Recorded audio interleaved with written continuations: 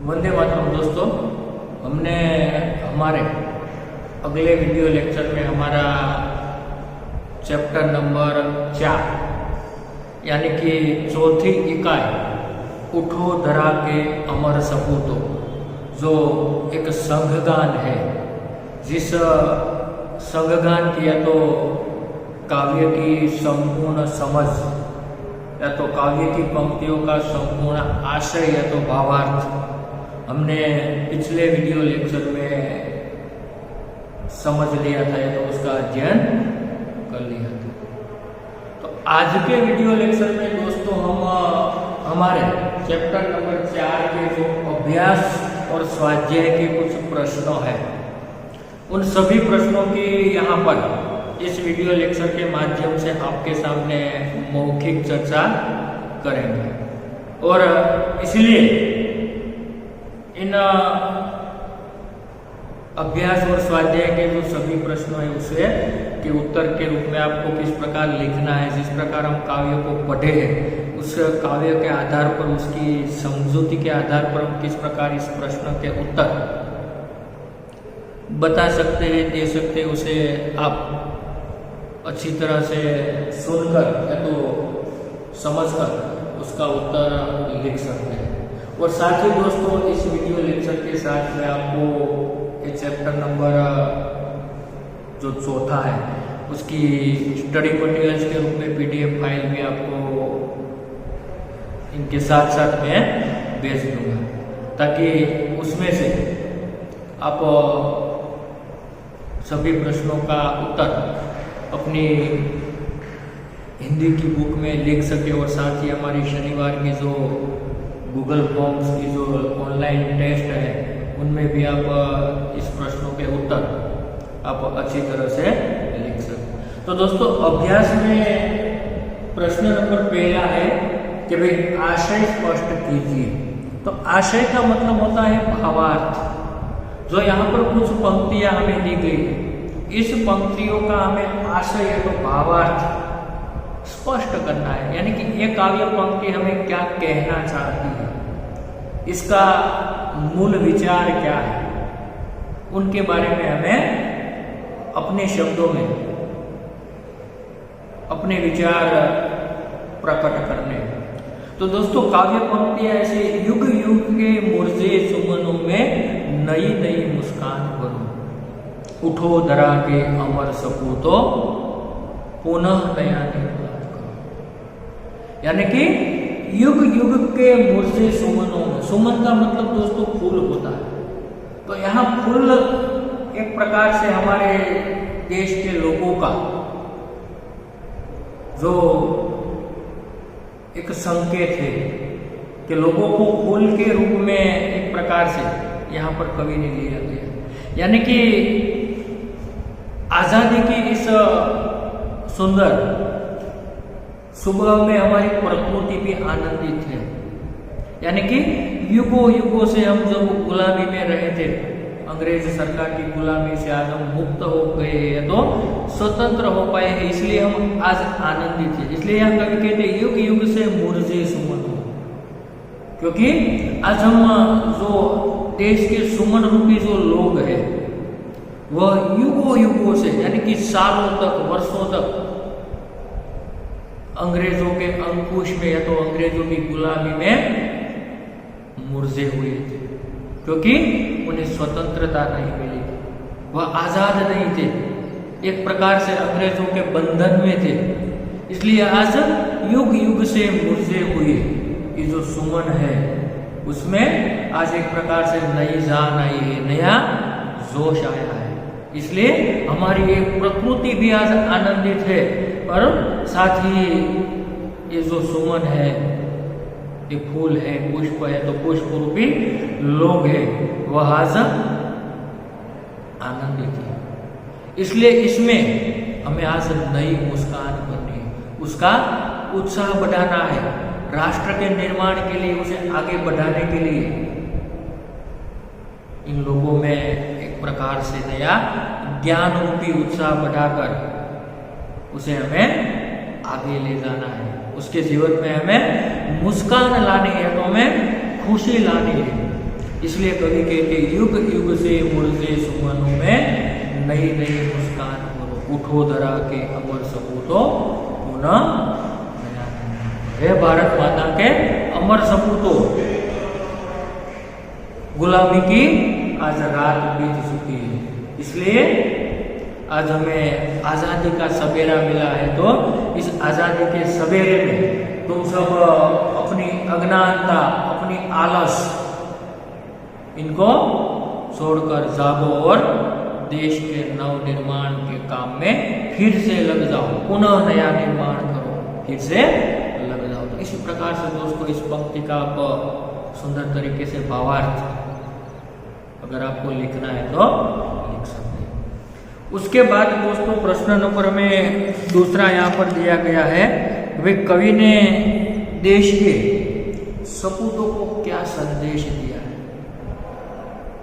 कि भाई हम कहेंगे कि कवि देश के सपूतों को कहते हैं कि अब हमारा देश आजाद हो चुका है, स्वतंत्र हो चुका है, इसलिए अब तुम्हें देश का नव निर्माण करना है।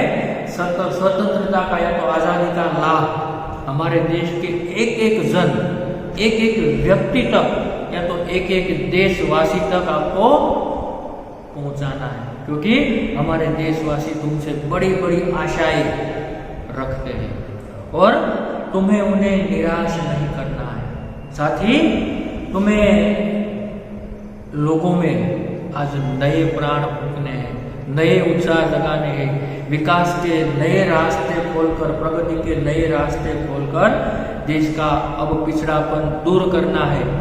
और इस प्रकार कवि ने देश के सपूतों को एक प्रकार से सुनहरा जो संदेश दिया है कि वे देश को एक नए युग में ले जाए और नया निर्माण करें। इसी प्रकार इस प्रश्न का उत्तर दोस्तों आप अच्छी तरह से लिख सकते हैं। उसके बाद तीसरा प्रश्न है, हमारा राष्ट्रीय संपत्ति कौन कौन सी, उनकी सुरक्षा के लिए आप क्या क्या कर सकते हैं। यानी कि हमारी राष्ट्रीय संपत्ति कौन कौन सी है, इसके लिए आप क्या क्या कर सकते हैं। तो दोस्तों हमारी राष्ट्रीय संपत्ति में हम जो जाहिर में हमारी स्कूल है, यानी कि पाठशाला है, रेलगाड़ियाँ, रेलवे स्टेशन है, राष्ट्रीय राजमार्ग है, नदियाँ है, अभ्यारण्य है, जो पुरातत्व संबंधी संपत्ति आदि सभी हमारी राष्ट्रीय संपत्ति है।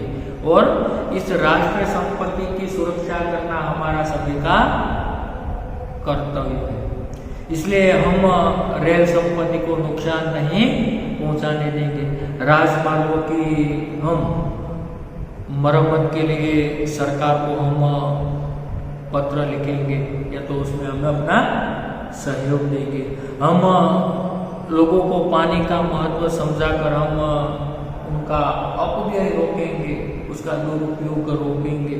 साथ ही सरकार द्वारा संरक्षित जो भी हमारी इमारतें हैं बड़ी बड़ी जो जाहिर है, इन को हम नुकसान पहुंचते देखकर हम पुरातत्व को सूचित करेंगे, इसे कहकर हम उसका रक्षण करेंगे।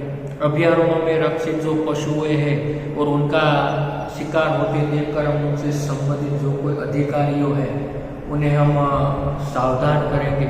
इसी प्रकार से हम राष्ट्रीय संपत्ति के कई सारे कर्म या तो कर्तव्य दोस्तों हम कर सकते हैं। तो इसी प्रकार अभ्यास के जो 3 प्रश्न है जिसकी हमने यहाँ पर आपके सामने मौखिक तरीके से चर्चा की। तो दोस्तों इसके बाद अभ्यास के भी कुछ प्रश्न है जो यहाँ पर हम उसका भी आपके सामने मौखिक स्वरूप से इसका हम यहाँ पर चर्चा करेंगे। जिसमें पहला प्रश्न है, कवि माहेश्वरी जी धरा के अमर सपूतों से क्या चाहते हैं। कि कवि माहेश्वरी धरा એટલે કે ધરતીના અમર સપૂતો પાસેથી શું ઈચ્છે છે, આવું આપણે ગુજરાતીમાં કરી શકીએ। તો દોસ્તો કાવ્યના આધારે આપણે એ પ્રશ્નનો ઉત્તર એવો આપી શકીએ કે ભાઈ आज सदियों की गुलामी के बाद आज हमारे देश को आज़ादी मिली है। कवि चाहते हैं कि देश के युवक स्वतंत्रता के बाद देश का नवनिर्माण करें, वे लोगों के जीवन में नया उत्साह भरे, नए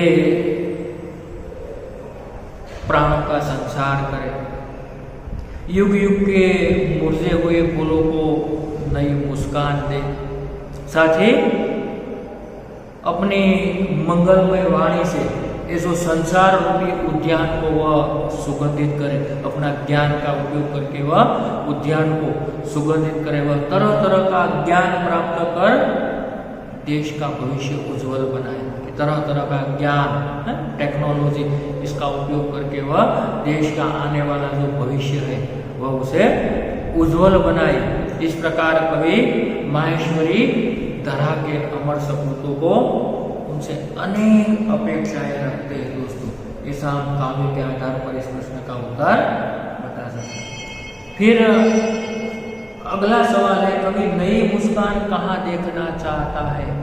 कवि नवी मुस्कान क्या જોવા ઈચ્છે છે? तो कही सके अपने कि भाई हमारे दिलों के फूल स्वतंत्रता के प्रकाश में खिलते हैं। हमारा देश सदियों से गुलामी के अंधेरे में जी रहा था। विदेशी शासक यहाँ के लोगों पर अत्याचार करते थे, जो दोस्तों आप जानते हैं। फिर इन अन्याय और तरह तरह का जो शोषण सहते सहते लोग अपना स्वाभिमान दोस्तों खो बैठे, और उसके साथ साथ हमारे सभी लोगों के दिल में आज उदासी छा गई है, निराशा छा गई है। इसलिए कवि की यही इच्छा है कि ऐसे मुर्दा दिलों में फिर से नए जीवन का संचार हो, नई जान आए, नए प्राण भरे। और इस प्रकार कवि युग युग से जो लोगों के मुरझाए हुए जो मन है, हृदय है, तो उसे दूर करके वह अपने चेहरे पर सुमन जैसी एक प्रकार से खुशी या तो प्रसन्नता रूपी मुस्कान भरे। ऐसा हमें कवि माहेश्वरी जी कहते। उसके बाद देश के नवनिर्माण के लिए आप क्या क्या करना चाहेंगे? दोस्तों आपको ये प्रश्न है कि भाई हमारे देश का नवनिर्माण के लिए आप क्या क्या करेंगे? वो आप अपने विचार से, अपने मन से आपको ये प्रकट करना है। यानी कि हम ऐसा कह पाएंगे इस उत्तर के बारे में, देश के नवनिर्माण का कार्य करना ही हमारा सबसे पहला कर्तव्य है। कैसे है? पहले में ये सोचना है। इसके लिए मैं अपने मोहल्ले में एक मित्र मंडल की स्थापना करूंगा, और साथ साथ मित्र मंडल की स्थापना के साथ इस मंडल के माध्यम से साक्षरता का प्रचार किया जाए, लोगों को शिक्षित किया जाए, लोगों को पढ़ाया जाए, और साथ साथ निर्धन परिवार के जो विद्यार्थियों हैं उसके लिए कुछ व्यवस्था करके उसे पाठ्य पुस्तकें पढ़ने के लिए दिया जाए, यानी कि ऐसी छोटी सी ऐसी सहायता की जाए। हम अपने मोहल्ले में एक वाचनालय खोलेंगे, लाइब्रेरी खोलेंगे, वहाँ बैठकर लोग अखबार पढ़ सकेंगे। मंडल की तरफ से वृक्षारोपण किया जाएगा, जो प्रकृति के लिए, हमारे राष्ट्र के निर्माण के लिए बहुत फायदेमंद होगा। और साथ साथ समय समय पर आरोग्य शिविर, लोगों के स्वास्थ्य के लिए भी कुछ करने के लिए मैं तत्पर रहूँगा। तो इसी प्रकार से दोस्तों आप अपने तरीके से जो हमारे राष्ट्र के निर्माण के लिए, तो देश के निर्माण के लिए आप भी बहुत कुछ कर सकते हैं। ऐसे आप अपने विचार से भी इस प्रश्न के उत्तर दोस्तों बता सकते हैं, तो लिख सकते हैं। उसके बाद चौथा प्रश्न, इस कविता में कौन सी बातें हैं जिन्हें तुम अपने जीवन में उतारना चाहोगे? कि भाई इस कविता में ऐसी कौन सी बातें हैं कि जिस बातों को आप अपने जीवन में जो उतारना चाहोगे? तो दोस्तों इस कविता के माध्यम से हम ऐसा कहेंगे कि इस कविता में ऐसी कई बातें हैं जो हमें अपने जीवन में उतारनी चाहिए। तो सबसे पहले बात करें तो हम इस कविता में हम सबसे पहले अपने देश को, अपने राष्ट्र को एक श्रेष्ठ नागरिक होकर, श्रेष्ठ नागरिक बनकर अपनी कर्तव्य निष्ठा अच्छी तरह से बजाऊंगा। यानी कि हम अपना खुद का विचार बाद में करेंगे और पहले हमारे राष्ट्र के निर्माण में हम कुछ न कुछ राष्ट्र के हित के लिए कार्य करते रहेंगे और हम अपना राष्ट्र प्रेम जताते रहेंगे। यानी कि हम ऐसा समझते हैं कि सबसे पहले हमारा राष्ट्र है। अगर हमारा राष्ट्र महान है तो हम महान ही कहलाएंगे। इसलिए हम यही सोचेंगे कि सबसे पहले हमारा राष्ट्र, बाद में हमारा राज्य, बाद में हमारा डिस्ट्रिक्ट, जिला, बाद में हमारा तहसील, गांव और हम। तो हम राष्ट्र के निर्माण में सभी देशवासियों को अच्छी तरह से उसके नए निर्माण के लिए, उसके विकास के लिए, उसकी प्रगति के लिए सभी एकजुट होकर जो हम जुड़ जाएंगे तो हमारे देश को विकास से, प्रगति से कोई भी नहीं रोक पाएगा। और इसी प्रकार से हम जहाँ भी हमसे हो सके ऐसे प्रयास, चाहे वो शिक्षा का माध्यम हो, चाहे वह आरोग्य का माध्यम हो, चाहे वह जाहिर जो सेवा संस्थानों का माध्यम हो, सभी प्रकार की संस्थानों में मैं अपने क्षमता के अनुसार योगदान देकर मैं अपने राष्ट्र के लिए, अपने राष्ट्र के निर्माण के लिए, अपने जीवन में कर्तव्य निष्ठा के जो इस काव्य में हमें जो गुण मिलते, जो संदेश मिलते, उसे मैं समझकर अपनी कर्तव्य, अपनी निष्ठा, अपनी प्रामाणिकता, ईमानदारी, ये जो सभी गुण हैं जिसके माध्यम से मैं अपने देश के विकास के लिए कार्य करूँ और इस काव्य से मैं अपने जीवन में उतारकर मैं अपने खुद का तो विकास करूँगा ही, साथ ही अपने राष्ट्र का, अपने समाज का, अपने देश का निर्माण भी करूँगा। ऐसी कई सारी बातें हमें इस कविता के माध्यम से सीखने को मिलता है। ठीक है, तो इसी प्रकार इस प्रश्न का उत्तर हम दे पाएंगे। इसके बाद दोस्तों प्रश्न नंबर दूसरा है, दिए गए काव्य को पढ़कर प्रश्न के उत्तर दीजिए। तो यहाँ पर दोस्तों आपको छोटा सा काव्य यहाँ पर दिया गया है, जो काव्य में यहाँ पर आपको पढ़ता हूँ। उस काव्य पढ़ने के बाद इसके नीचे आपको 5 प्रश्न दिया गया। काव्य है, खड़ा हिमालय बता रहा है डरो न आंधी, पानी में डटे रहो तुम अपने पथ पर कठिनाई, तूफानों में डिगो न अपने पथ से तुम, तो सब कुछ पा सकते हो प्यारे, तुम भी मुझसे उड़ सकते हो, छू सकते हो नभ के तारे, अटल रहा जो अपने पथ पर लाख मुसीबत आने में, मिली सफलता उसको जग में जीने में मर जाने, जितनी भी बाधाएं आई उन सबसे ही लड़ा हिमालय, इसलिए तो दुनिया भर में हुआ सभी से बड़ा हिमालय। दोस्तों एक प्रकार से अडग निर्धार का सुंदर तो शुभ संदेश देने वाला एक काव्य हमें यहाँ पर दिया गया है, जिसके प्रश्न है, पहला प्रश्न, हिमालय हमें क्या संदेश देता है। तो इस प्रश्न का उत्तर हमें इस काव्य के आधार पर देना है कि दोस्तों कि भाई हमें हिमालय हमें यह संदेश देता है कि हम अपने निश्चित मार्ग पर हमने जो तय किया है वही मार्ग पर हम डटे रहे। डटे रहना यानी कि मजबूत मनोबल साथे उभारे, डटे रहे। और साथ ही यदि हम अपने प्राण और पथ पर टिके रहेंगे, अपने लक्ष्य पर हम यदि टिके रहेंगे तो हमारी सभी इच्छाएं पूरी हो सकती है। यही तक कि हम असंभव को भी संभव कर सकते हैं, जो हिमालय से हमें इस प्रकार से सुंदर सीख या तो उपदेश मिलता है। उसके बाद दूसरा सवाल, मुसीबत आने पर हमें क्या करना चाहिए। तो दोस्तों मुसीबत आने पर हमें उससे भयभीत नहीं होना चाहिए, मुसीबत से हमें डरना नहीं चाहिए और उनसे घबराकर अपना प्राण, अपना रास्ता हमें नहीं छोड़ना चाहिए, उसे हमें डटे रहना चाहिए, उसके सामने हमें संघर्ष करना चाहिए। ऐसा यहाँ पर मुसीबत आने पर हमें हिमालय के माध्यम से संदेश मिलता है। फिर प्रश्न नंबर दोस्तों तीसरा है, कवि ने हिमालय को सबसे बड़ा क्यों कहा है।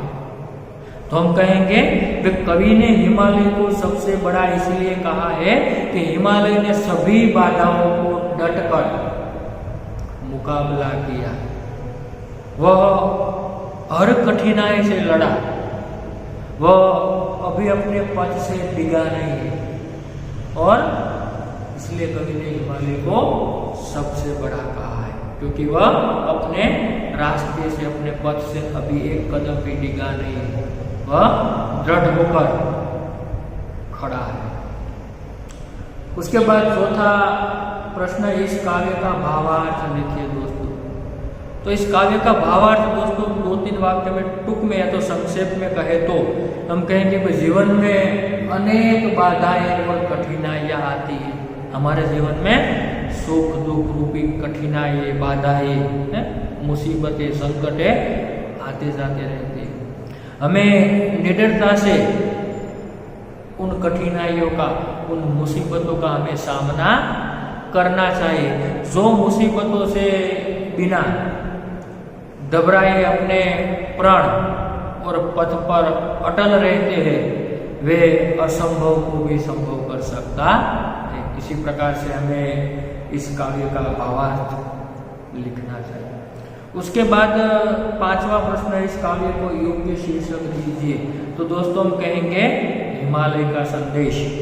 ये काव्य का हम इसको संदेश दे सकते कि हिमालय में ये संदेश देता है, ऐसा हमें उसके माध्यम से संदेश देना चाहिए। उसके बाद दोस्तों तीसरा प्रश्न है, चित्र के आधार पर कविता लिखिए, उसमें निम्नलिखित शब्दों का उपयोग हुआ हो। એટલે કે અહીંયા આપણને ફૂલ, તિતલી, બાદલ, વૃક્ષ, બારિશ આવા શબ્દોનો પ્રયોગ કરીને આપણે સરસ મજાની કવિતાનો સર્જન કરવાનું છે। जहाँ धीरे धीरे बादल बरसे, फुलवारी पे फूल खिलते हो, तो फूल बादल शब्द का प्रयोग हुआ है। इसके बाद फिर तितली के पंख खुले हो, वृक्षों ने नवजीवन पाया, बारिश ने है रंग जगाया, कोई न अब पानी तो कतर से, क्या कहते, कोई न अब पानी को तरसे, धीरे धीरे बादल बरसे। है तो इसी प्रकार से आप सुंदर कविता चित्र के आधार पर दोस्तों बता सकते हैं तो लिख सकते हैं। इसके बाद प्रश्न नंबर 4 है अंतिम, अपूर्ण काव्य को पूर्ण कीजिए, जिसमें माँ खादी की खतर दिलों में गांधी बन जाऊंगा। सरस मजानी कविता से कि भाई જેના આધારે આપણે કાવ્ય પંક્તિઓ છે 3-4 પંક્તિ લખીને પૂરું કરવાનું કે भाई घड़ी कमर में मैं लटका लूं। आगे काव्य की तीसरी पंक्ति लिखेंगे हम, घड़ी कमर में मैं लटका लूं, आंखों को सचमा पहना दूं, फिर माँ छोटी सी लाठी दे दो, ठक ठक करता जाऊंगा। माँ खादी की चादर दे दो, मैं गांधी बन जाऊंगा। घड़ी कमर में मैं लटका दो, आंखों को सचमा पहना दो, माँ छोटी सी लाठी दे दे, ठक ठक करता मैं जाऊंगा। तो इसी प्रकार से दोस्तों यहाँ अभ्यास और स्वाध्याय के जो प्रश्न थे, सभी प्रश्नों की चर्चा मैंने आपके सामने मौखिक तरीके से की है। साथ ही काव्य के भावार्थ में भी हमने इस काव्य के बारे में बहुत सारी बातें की, इसलिए आप इस पार्ट 1 और 2 दो वीडियो लेक्चर को देखकर आप काव्य को अच्छी तरह से पूरी तरह से काव्य की जानकारी को आप समझ सकें। तो इस वीडियो लेक्चर के साथ में इस चौथे चैप्टर की PDF फाइल आपको भेज दूंगा, जिसमें से आपको अभ्यास और स्वाध्याय के प्रश्नों को साथ साथ आपको लिख लेना है। और शनिवार की टेस्ट में भी आपको इस चैप्टर में से MCQ हेतुलक्षी जो प्रश्न है, विकल्प टाइप, इसके बारे में आपको तैयारी करनी है। तो यहाँ पर दोस्तों हम इस वीडियो लेक्चर को पूर्ण करते हैं और इसके बाद अगले वीडियो लेक्चर में हमारा भाषा सभ्यता का जो छोटा सा टॉपिक है, संज्ञा शब्द का प्रयोग किस प्रकार किया जाता है, इसके बारे में हम चर्चा करेंगे।